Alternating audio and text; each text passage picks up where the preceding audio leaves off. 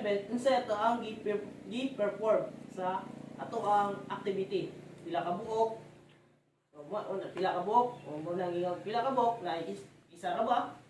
So naapod na gitawag og pwede pug duha. So for example og duha, pwede mo gamit tag two coins, no? So inda kanang kuan.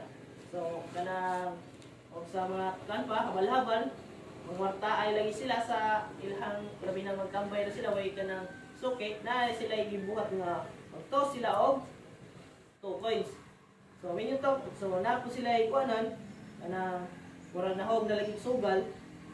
Kapantay mo na natas sa pagkanang habal-habal, murag mo kapantay na ako tali. So na.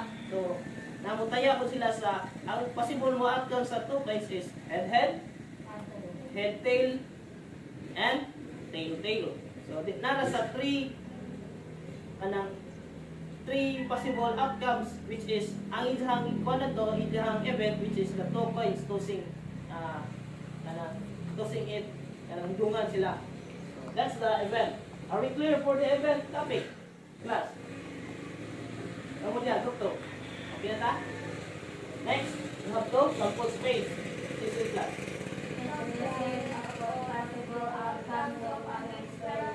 Sample.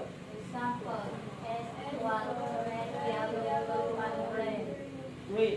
So, kining pasabot nga S is for sample space.